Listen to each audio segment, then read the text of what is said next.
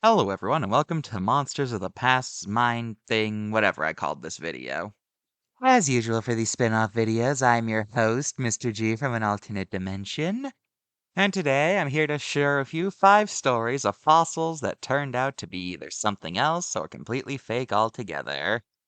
Now, paleontology is a field of science, and like all fields of science, there's always someone trying to make some sort of shocking discovery that'll revolutionize it, only for it to turn out it's a hoax.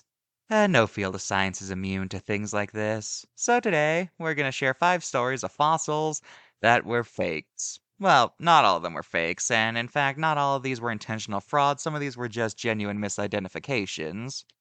And what better way to start out with than the most famous fossil hoax of all time? Yep, that's right. Piltdown Man. Which is not only one of the most famous paleontological hoaxes, but also debatably one of the greatest scientific hoaxes of all time. In 1912, a man named Charles Darwin claimed to have found the missing link between man and ape. His evidence was a skull that definitely seemed more primitive than a modern man's skull and had ape-like attributes to it. This skull rocked the scientific field and was even given a scientific name, Eanthropus dawsoni, and for the next 40 years it lived on as a piece of the puzzle between man and ape. However, during this time, many people had doubts about the find, since many people said that it looked like Charles just combined the skulls of different animals together. And oh boy, were they proven right. In 1953, the skull was officially confirmed to be a hoax, as it was found that it was literally just a human skull, but the lower jaw was replaced with that of an orangutan. But still, just the fact that for 40 years this skull tricked a large amount of people is actually pretty impressive.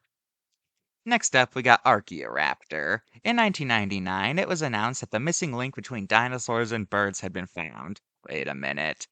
It was a strange looking creature that had a beak and wings like a bird, but a long tail and claws befitting of a dinosaur. At first, this seemed great. Definitive evidence to a theory that was still very controversial at the time? Oh man, that seemed like it was too good to be true. And it was. Just a few months later, it was found that Archaeiraptor was just the combined remains of a Microraptor and the extinct Burdionornis. And so, feathered dinosaurs remained a pipe dream. At least for a few more years, until it was pretty concrete that several dinosaurs had feathers and that birds are dinosaurs. So in the end, feathers won. But this guy did not help. Next, we got Dakota Raptor. Maybe.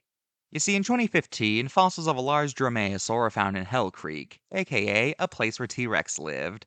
As you can imagine, evidence of a raptor the size of a Jurassic Park style one living alongside T-Rex was exciting news, and it became a decently famous dinosaur. But it turns out that several of its bones are actually those of a turtle, which caused a bit of a scandal. Now, Dakota Raptor hasn't been officially invalidated yet, as there is still evidence of a large raptor in Hell Creek. But right now, Dakota Raptor is basically in validation limbo. So, I'll let you draw your own conclusions for it. And we got the case of Ultrasaurus. In 1985, a new sauropod was discovered named Supersaurus. But when it was discovered, there were also reports of another sauropod named Ultrasaurus. Not Saurus, as that belonged to a Korean sauropod. And these bones were huge. So much so that the papers freaked out and started calling it the largest dinosaur ever, which was its claim to fame for a while, with it even being referenced in the original Jurassic Park novel. But it turned out that Ultrasaurus was a sham. All of its bones turned out to either belong to Supersaurus or Brachiosaurus. As such, it was stripped of its species status, and Ultrasaurus became a synonym for Supersaurus. And as for the largest dinosaur ever thing, yeah, no. Argentinosaurus was discovered in 93, and to this day, it's the safest answer you can give when asked what the largest dinosaur is. Otherwise, you're getting into major fragmentary territory. Finally, we got a twofer on our hands, and it deals with the Pachycephalosaurids, Dracorex, and Stygimoloch. Both of these dinosaurs were at one point considered their own genus, until it was pointed out that both very well could just be juvenile Pachycephalosauruses, which, considering their size and the fact that their domes don't look fully complete, was a theory that had a lot of weight. As such, both of them are now invalid, and now Pachycephalosaurus is the only one that officially remains. So the moral of the story is that paleontology is a very confusing field that can often be full of people jumping the gun in classification, and some of them just make stuff up entirely. The end.